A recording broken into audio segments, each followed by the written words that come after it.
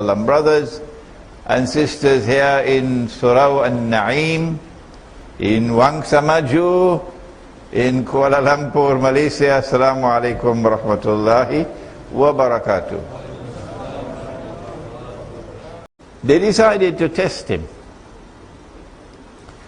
and they brought two people to him who had confessed to adultery. And they said, "O Muhammad, alayhi salatu wasalam, if you are indeed a prophet of the one God, you judge this case." They set a trap for him. But when you have eyes which you see, you can see a trap. When they came to him with these two people, his response was such that this is a word which came from Australia, I believe. It boomeranged on them. Boomerang. Because he asked, "What punishment do you give?" Now you could see the sweat on their faces. "What punishment do you give?" They said, "Well, we make their faces black and we give them a beating." He then asked, and now they're really sweating bucket a drop, "Is this the punishment in your book? Bring the Torah." Oh my gosh. You would love to see this video one day. So they had to bring the Torah. And because he, Muhammad alayhi salatu wasalam, could not read and could not write, not because he was lazy, but because Allah kept him that way, that this would provide yet more evidence that this Quran could not have come from him. They had to appoint someone to recite from the Torah the passage dealing with the law of punishment for adultery and fornication, zina. Abdullah ibn Salam, their rabbi, had taken the Shahada and become a Muslim when Nabi Muhammad ﷺ arrived in Medina. And this rabbi is now standing next to the Prophet ﷺ as this is taking place. So the man who was appointed to recite from the Torah began to recite, and when he came to the verse on Rajam, let me explain to you, George Bush, what is Rajam if you're listening. Rajam is stoning to death, and it is in the Torah, the book which came down to Moses. Are you listening? Yeah. The book. I'm not talking to him. The book which came down to Moses, the Torah, the book is there. And in that book, the punishment for adultery and fornication is stoning to death.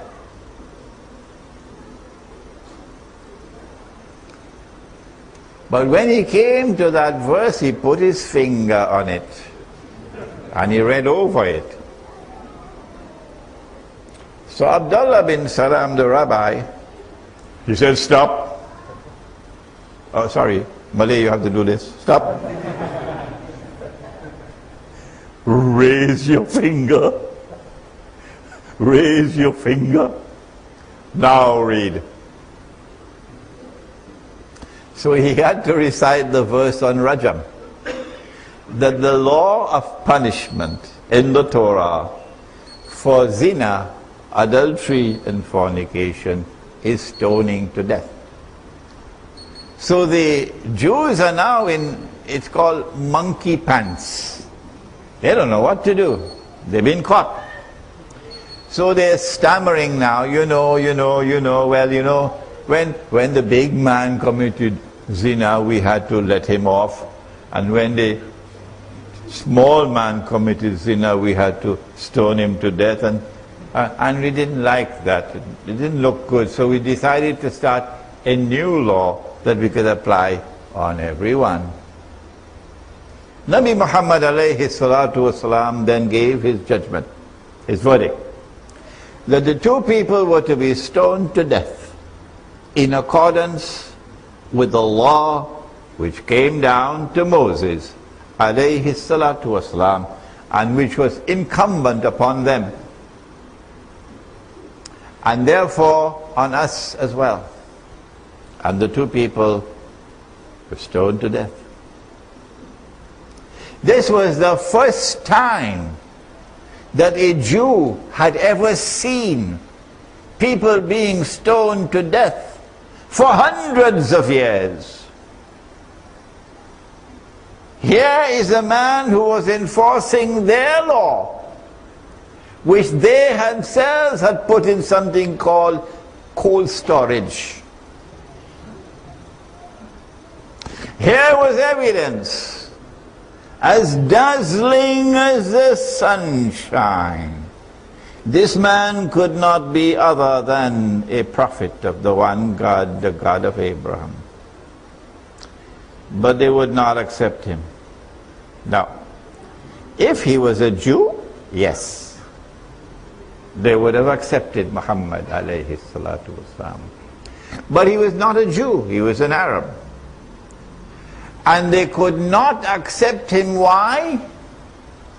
If Muhammad alayhi salatu wasalam, the Arab, is indeed a prophet, the implication would be that our book, the Torah, is filled with lies.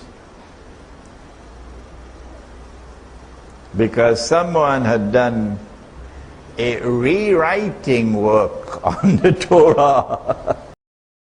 If Muhammad alayhi salatu wasalam is indeed a prophet, the implication is that our book is filled with lies. And they were not prepared to accept that their book had been rewritten and corrupted. And so in order to stay with their book, they had to reject him. Allah was waiting for that. The heavens were waiting for that moment when they would reject him. This was the one door to mercy that they had. One door to mercy. If they had accepted him and followed him, Asa Rabbukum ayyarhamakum, Allah would have had mercy on them. But they rejected him. More than that, and we do not have the time to share with you the story, they now conspired to destroy Islam, as they are still conspiring to this day and waging war on Islam to this day. It is at this moment that something historic took place in religion. The historic moment in the history of religion, and there's only one religion, the religion of Ibrahim alayhi salam, only one. Historic moment had arrived when Allah subhanahu wa ta'ala is to do something of profound importance. He closes the door to Tawbah,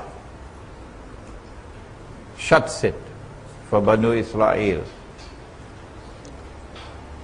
The Jews believe that they are the chosen people of Allah. So they are a community, they're not individuals. They believe that they will go for judgment as a community, not as individuals. No. And that as a community they will have salvation and they'll all go into heaven. We believe, on the contrary, that each one of us will go before Allah individually, singly. And we will be judged singly. A profound difference between the two. So this door is closed. And now only with a Jew accepting the truth and following Muhammad alayhi salatu wasalam can he receive forgiveness and mercy. What does Allah do? He changes the Qibla. This change in Qibla is there in the Quran. The whole of the Quran came down on Laylatul Qadr. Inna anzalnahu fi Laylatil Qadr. But it came down to this Sama ad-Dunya. And from this Sama ad-Dunya, the revelations come down piecemeal over a period of 23 years. This ayah about the change in Qibla is there, waiting to come down. And at this moment, when they have rejected Muhammad alayhi salatu wasalam and are conspiring to wage war on Islam, Allah sends it down. The old law is now cancelled. It's abrogated. The Arabic word is naskh. Naskh. And the law which is cancelled is now mansukh. Mansukh is not an Arab with a shop in KLCC. Mansukh means cancelled, abrogated. Okay? So if you turn to Jerusalem after this in prayer, your prayer would not be accepted. He changed the law of punishment for zina. The old law was stoning to death. I hope Karantan is also listening. The old law was stoning to death.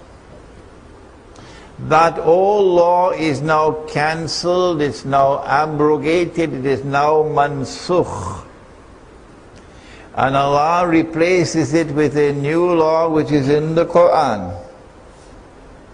The new law is a public beating. Did Allah change the old law 1 year and next year you could go back to the old law? Did He make a part-time change in the old law? That if you are 30 years and over, you could stay with the old law. And if you're 30 years and younger, you got to stay with the new law? Now are you understanding me?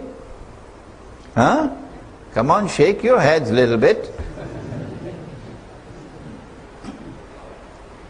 There is only one law of punishment for zina in Islam. And that law is a public flogging. Don't argue with people. No. Just state your position, and if they reject it, leave them. Leave them. Go your way peacefully, we go our way peacefully. However, if you come after us with boxing gloves, and if you make the mistake of trying to silence us, and you will not allow us to speak, then you must know we will challenge you. When we have no more patience, we will challenge you. And shame on you on that day if you back down from the challenge. We will challenge you and we'll say, come. Come. You say, that is the law. We say, this is the law.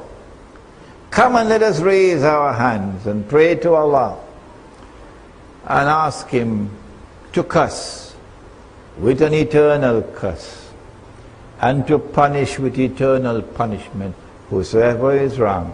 Come if you have courage and integrity. We hope that day will never come. We must prefer, let us defer, you go your way, we go ours. One more question.